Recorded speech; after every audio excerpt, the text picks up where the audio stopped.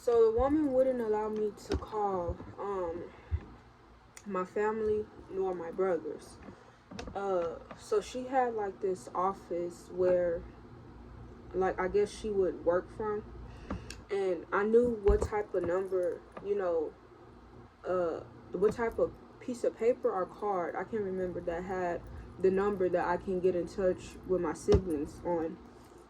So I called them uh, while she was somewhere else in the house. So I called them and I started freaking out. I started crying.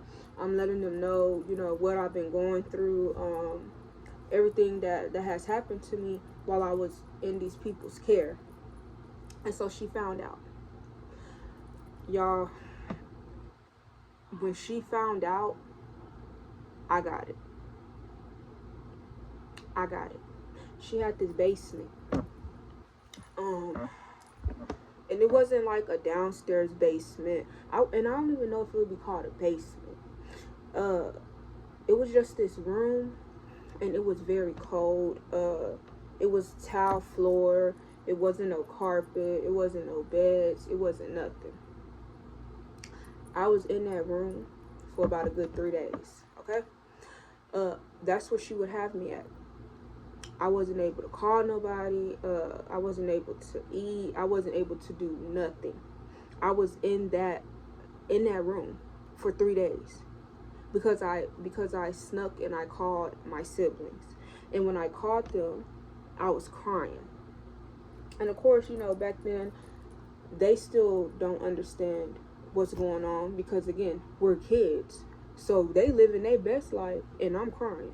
So they're like, why are you crying? It's okay. Like, it's okay. Like, why are you crying? Because, the life that y'all are living, y'all sister doesn't have that life. Okay? The luxury that y'all have over there, y'all sister didn't have that luxury over here. Same thing for my older sibling. The one that was left with my family. I'm sure it was hard on him too. Because he don't know where his siblings are at. Anything could be going on with them. And so, the caseworker would often come out to the people's house to talk to us. So when they came to see me, I was scared to open up to them for a minute, okay? Because I was told if I told them, what was going on or what would happen, or what's going on in their household or what they're doing to me, I was going to get it. Me being a child, me knowing what they can do to me, I was traumatized. I shut down. I didn't do it until one day I couldn't take it no more. I could not take it no more. Okay?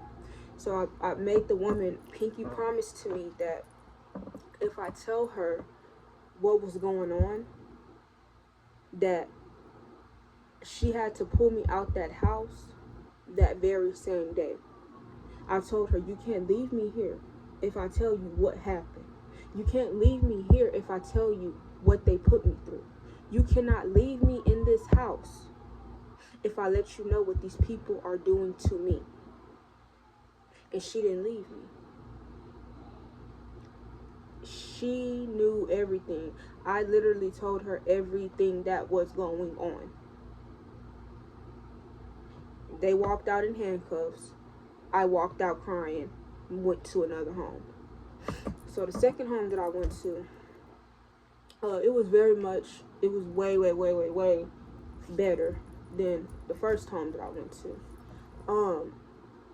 But I was so traumatized from the first home that it took me a long time to open up to these other people. Mind you, when I went to the second home, I think I was only in there for, I was in there for like a week and then some days. And then again, the people came and got me out of school, and I went home to my family to begin my healing process. So, like I said, it took me a minute to open up. And my caseworkers and them was like, it's like, it's okay. Like, you're okay. You're in a safe space. Like, nothing else is going to happen to you. But I'm a little kid. I felt like I shouldn't have even been away from my family to begin with. So it took me a very minute to adjust.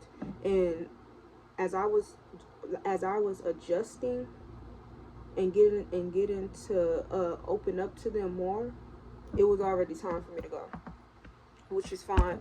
Like, I wanted to go home anyways. I wanted to be with my family. I wanted to be with my siblings. Like, I did not want to be there. So we go home, and the healing process starts. Okay? Healing process starts. I'm not too sure on what exact day it was, but my aunt and uncle did adopt us. Thank y'all so much. They adopted us, okay? And like I said, in these videos that I am making, it's not nothing to bash nobody. It's not nothing to bash my family. It's not nothing to bash anyone. Again. So, before we were adopted by my aunt and uncle, my birth parents were given the opportunity to get their life together to get us back. Okay? They had the opportunity to get off the drugs, to get off the alcohol, to make a change. Basically, parenting classes to start all the way over.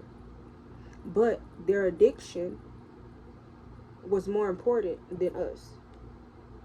And that hurts more than anything.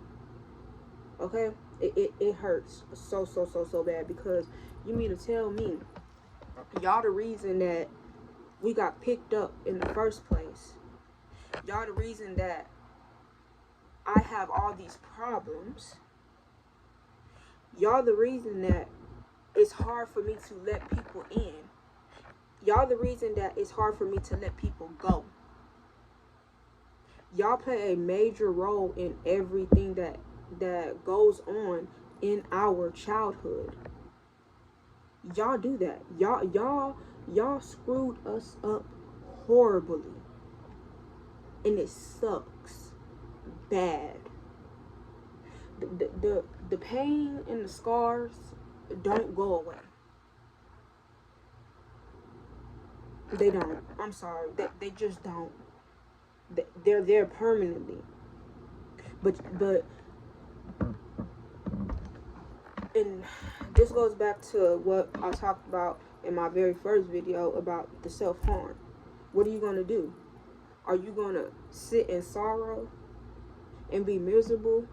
Or are you going to make the best out of what you've been through? Because a lot of people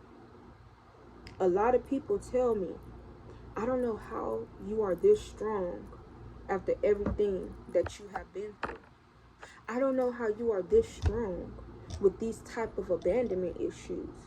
I am this strong because I'm not going to sit back and let what I went through as a child define who I am.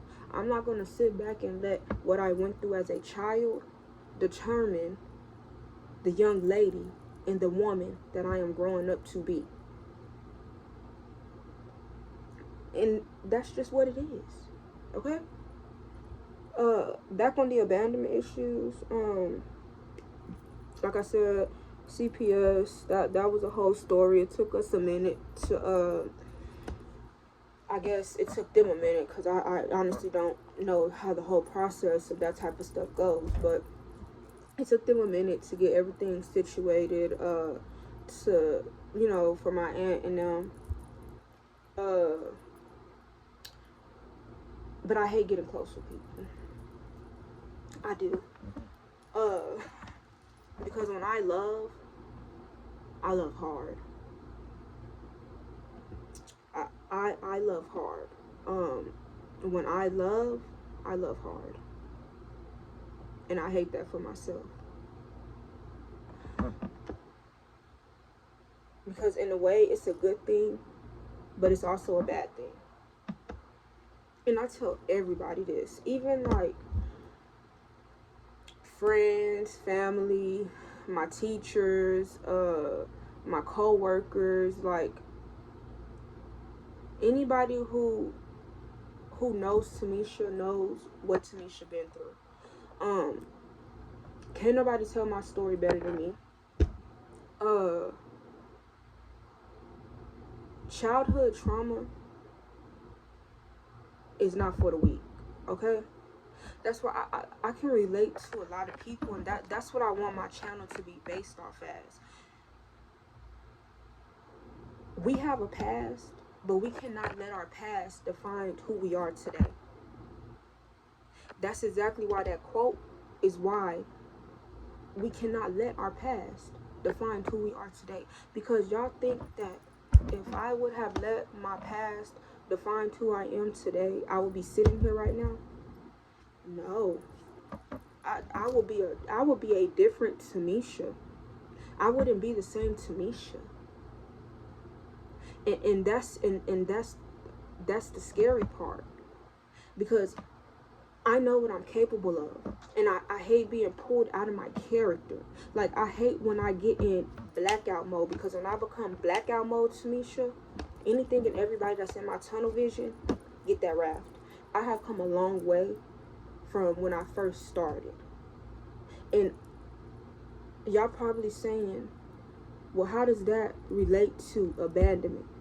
It plays a lot of the abandonment role.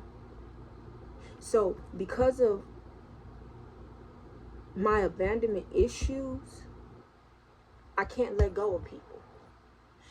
I cannot let go of people.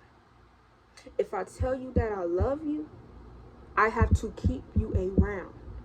I'm so damaged, but I'm holding my crown. That's in my book. That's in my book that I'm writing. And it's